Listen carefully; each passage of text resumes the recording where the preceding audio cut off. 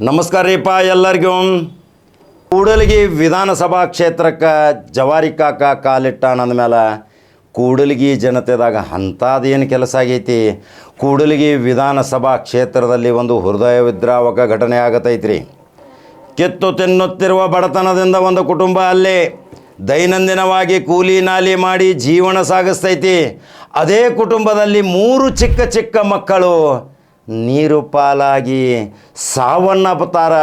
ಹೃದಯ ವಿದ್ರಾವಕ ಘಟನೆ ಕರಳಚೂರು ಅಂತೈತಿ. ಆ ಮಹಾತಾಯಿ ಎಷ್ಟೊಂದು ರೋದನೆ ಮಾಡಾಕತ್ತಾಳ. ಆ ತಂದೆ ನೋಡ್ರಿ ಕಕ್ಕ ಬಿಕ್ಕಿ ಆಗ್ಯಾನ. ಹುಚ್ಚರ ತಲೆಯಾಗಿ ಬಿಟ್ಟೈತಿ ಆ ಕುಟುಂಬ. ಏನು ತಿಳಿವಾತು ಅವರ ಆಕ್ರಂದನ ಆಕ್ರೋಶ ಮುಗಿಲು ಮುಟ್ಟಾಕತೈತಿ. ನೋಡಿದಿರಿ, ಕೂಡಲಗಿ ವಿಧಾನಸಭಾ ಕ್ಷೇತ್ರ ಇವತ್ತು ಕರ್ನಾಟಕ ರಾಜ್ಯದಲ್ಲಿ ತೀರಾ ಹಿಂದುಳಿದ ಕ್ಷೇತ್ರ. ಅಲ್ಲಿ ಕೂಲಿಕಾರ ಜನರು, ಬಡ ಜನರು ದೈನಂದಿನವಾಗಿ ತಮ್ಮ ಹೊಟ್ಟೆಪಾಡಿಗಾಗಿ ಏನೇನೋ ಜೀವನ ಸಾಗಿಸಿ ಬದುಕನ್ನು ರೂಪಣೆಗೊಂಡಂಥ ಆ ಕೂಡಲಗಿ ವಿಧಾನಸಭಾ ಕ್ಷೇತ್ರದಲ್ಲಿ ಒಂದು ಕುಟುಂಬದ 3 ಮಕ್ಕಳು ನೀರು ಪಾಲಾಗ್ತಾರಂದ್ರೆ ಎಷ್ಟೊಂದು ಹೃದಯ ವಿದ್ರಾವಕ ಘಟನೆ. ಆ ಹೃದಯ ವಿದ್ರಾವಕ ಘಟನೆ ಕೇಳಿದ ತಕ್ಷಣ ಅಲ್ಲಿಯ ಉಸ್ತುವಾರಿ ಮಂತ್ರಿ ಏನು ಮಾಡ್ತಾರೆ, ಇದನ್ನು ಭಾಳ ಕುತೂಹಲದಿಂದ ಕೇಳ್ರಿ. ಇವತ್ತು ಎಲ್ಲರೂ ಸಾಂತ್ವನ ಮಾಡೋಕ್ಕೆ ಬರ್ತಾರೆ. ಎಷ್ಟೋ ಮನೆಗಳಿಗೆ ಹೋಗಿ ಕುಶಲೋಪರಿ ಕೇಳ್ತಾರೆ, ಹಿಂಗಾಗಬಾರ್ದಾಗಿತ್ತು, ಹಿಂಗಾಗಬೇಕಾಗಿತ್ತು ಅಂಥೇಳಿ.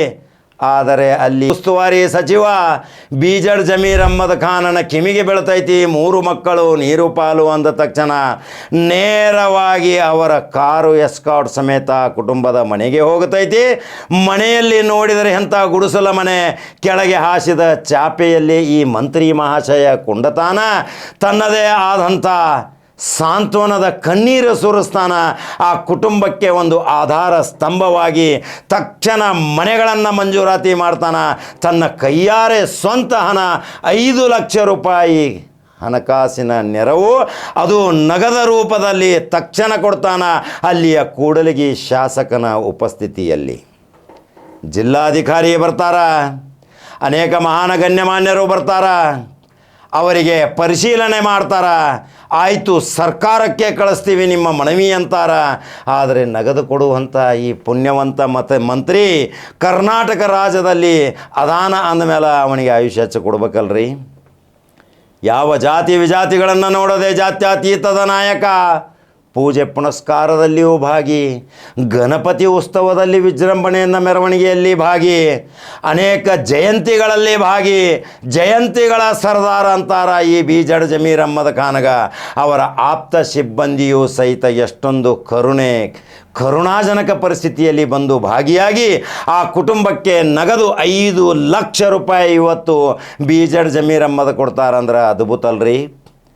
ಒಂದು ಕುಟುಂಬಕ್ಕೆ ಆಸರೆ ಇಲ್ಲದವನಿಗೆ ಆಸರೆ ನೀಡಬೇಕು. ಅವನಿಗೆ ದುಃಖದಲ್ಲಿ ಇರುವಾಗ ತನ್ನ ಧ್ವನಿಯಾಗಿ ನಿಂದಿರಬೇಕು. ಇದು ಪ್ರಮುಖ ಗ್ರಂಥಗಳಲ್ಲಿ ಉಲ್ಲೇಖ ಇರುವಂಥ ವಿಷಯಗಳು. ಆದರೆ ನೇರವಾಗಿ ಉಸ್ತುವಾರಿ ಮಂತ್ರಿ ಜಮೀರ್ ಅಹ್ಮದ್ ಖಾನ ಮನೆಗೆ ಹೋಗಿ 5 ಲಕ್ಷ ರೂಪಾಯಿ ಕೊಡ್ತಾರ. ತಕ್ಷಣ ಸಿದ್ದರಾಮಯ್ಯ ಅವರ ಜೊತೆ ಮಾತನಾಡಿ ಕುಟುಂಬಕ್ಕೆ ಯೋಗ್ಯ ಪರಿಹಾರಧನ ಮುಖ್ಯಮಂತ್ರಿ ಪರಿಹಾರ ನಿಧಿಯಿಂದ ಕೊಡಿಸಲಿಕ್ಕೆ ಪ್ರಯತ್ನ ಮಾಡ್ತಾರ. ಆ ವಿಡಿಯೋ ಹಾಕಾಕತ್ತೀನಿ. ಆ ಕ್ರಂದನ ರೋಷ ಮತ್ತು ಆ ತಂದೆ ತಾಯಿ ಮಕ್ಕಳನ್ನು ಕಳೆದುಕೊಂಡಂಥ ರೋಚಕ ಮತ್ತು ಕರುಣಾಜನಕ ಸ್ಥಿತಿ ಇವತ್ತು ಕರಳು ಚೂರು ಅಂತೈತಿ. ಆ ದೃಶ್ಯ ಹಾಕಾಕತ್ತನ್ನು ನೋಡ್ತೀರಿ. ಬೀಜಡ್ ಜಮೀರ್ ಅಹ್ಮದ್ ಖಾನ್ ಏನು ಮಾತಾಡ್ಯಾರ ಅದನ್ನು ತೋರ್ಸಾಕತ್ತೀನಿ ನಿಮಗೆ. ಎಂಥ ಉಸ್ತುವಾರಿ ಮಂತ್ರಿ ಸಿಕ್ಕಾನ, ಅದೇ ವಿಜಯನಗರದ ಉಸ್ತುವಾರಿ ಮಂತ್ರಿ ಅದಾನ.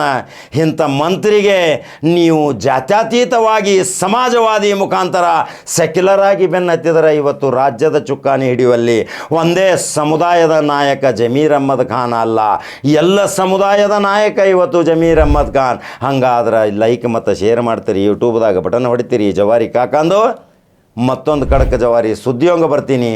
ನಮಸ್ಕಾರ.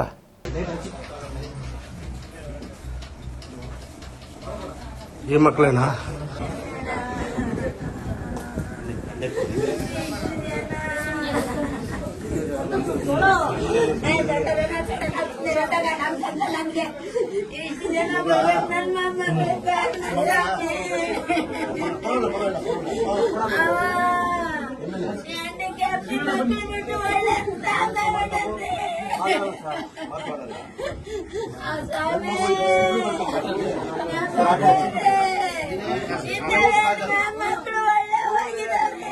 ಸುಮ್ಮನೆ ಇರಮ್ಮ ಸುಮ್ಮನೆ ನನ್ನ ಮಕ್ಕಳು ಒಳ್ಳೆ ಹೋಗಿ ಅಮ್ಮ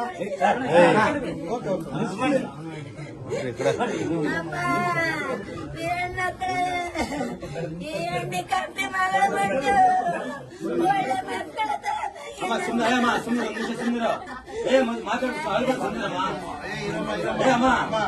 ಮಾತಾಡಬೇಡ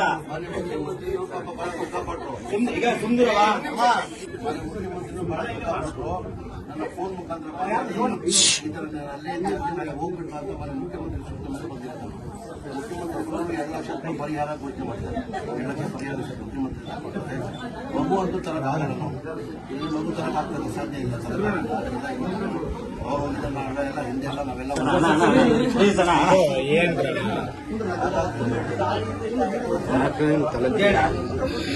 ಅದಕ್ಕೆ ಪರಿಹಾರ 2 ಲಕ್ಷ ಕೊಟ್ಟವ್ರೆ. 4 ಲಕ್ಷ ಬರ್ತದೆ ನಿಮಗೆ. ನನ್ನ ಕಡೆಯಿಂದ ಮಗು ಆಗಲ್ಲ ಮಗು ಒಳ್ಳೇದಾಗಿ ಸ್ವಲ್ಪ ಸುಂದರ ಮಾಮ ಈ ಮಗು ಒಳ್ಳೇದಾಗಿ ಅಂತ ಹೇಳಿ ನನ್ನ ಕಡೆಯಿಂದ 2 ಮಕ್ಕಳಿಗೆ 5 ಲಕ್ಷ ಕೊಟ್ಟು 10 ಲಕ್ಷ ನನ್ನ ಕಡೆಯಿಂದ ನನ್ನ ಕಡೆಯಿಂದ ಸೀನಾ ನನ್ನ ಕಡೆಯಿಂದ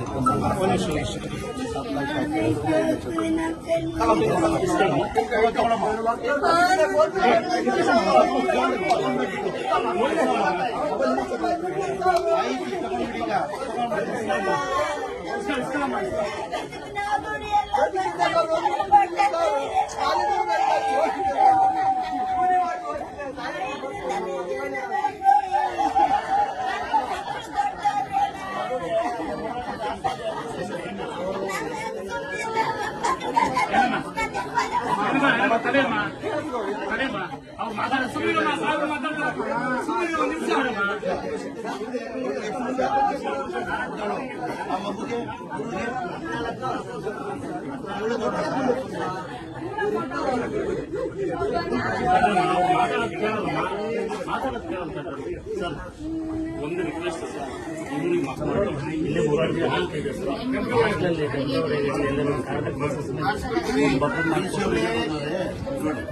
ಇದೇ ವಿಷಯವಾಗಿ ಮೊನ್ನೆ ರಾತ್ರಿ ನಾನು 7:30 ಬಂದ ಮೇಲೆ ನನ್ನ ಜಮೀರಣ್ಣ ಅವ್ರಿಗೆ ರಾತ್ರಿನೇ ನಾನು ಹೋಗಿ ಬಹಳ ಮನಸ್ಸು ಕರಗಿ ಇಲ್ಲ ನಾನು ಖುದ್ದಾಗಿ ಬರ್ತೀನಿ ಅಂತ ಹೇಳ್ಬಿಟ್ಟು ಅವರೇ ಒದ್ದಾಗಿ ಇಲ್ಲ ಅವ್ರಿಗೆ ಏನಾದ್ರೂ ಸಹಾಯ ಮಾಡಿ ಅವ್ರ ಪರಿಸ್ಥಿತಿ ನಿಜವಾಗ್ಲೂ ಅವರು ಕರೆದ್ಬಿಟ್ಟು ಇದು ಮಾಡಿದ್ರು.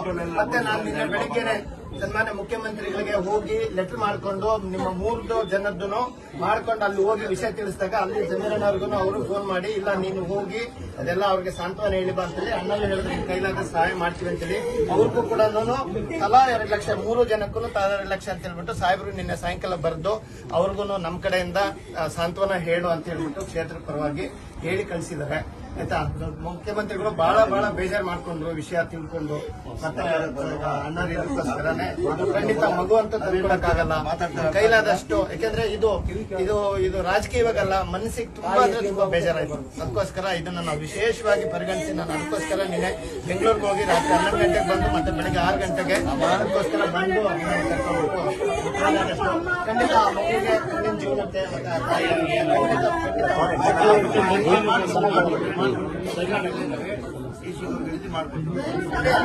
ಮನೆ ಹತ್ರ ಬಂದಿದ್ದ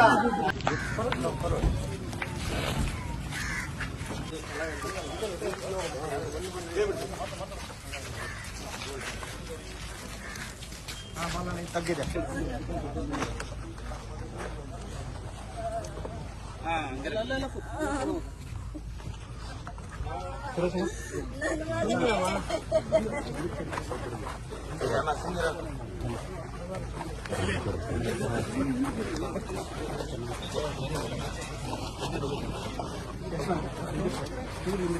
ಜನ ಬಿಡಬೇಡ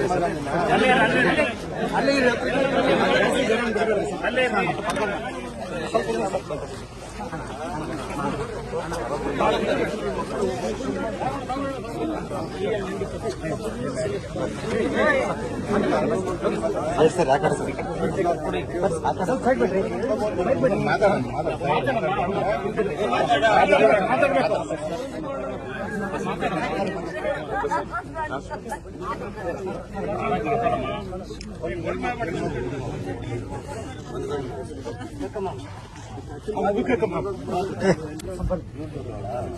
ಸ್ವಲ್ಪ ಎಲ್ಲ ಹಿಂದಕ್ಕಾದ್ರಪ್ಪ.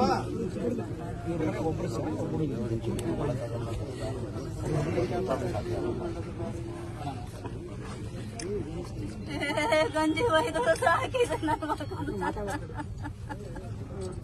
ಅದು 3 ಮಕ್ಕಳು ಜಂಟಿಯಾಗಿ ಒಬ್ಬರು ಕೈ ಇಟ್ಕೊಂಡು ಏನು ಮಗ ಅವ್ರೇನಾಗಬೇಕು ಎಲ್ಲ ಸಮ್ಮತ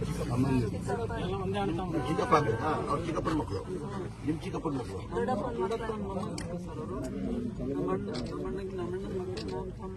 ಅಪ್ಪನ ಅಮ್ಮ ಅಪ್ಪನ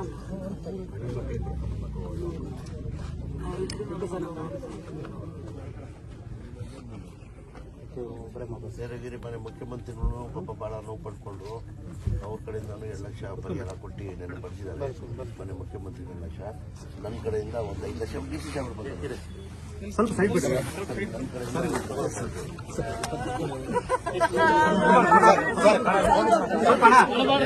ಕುತ್ಕೊಳ್ಳಿ ಸರ್ ನೀವು.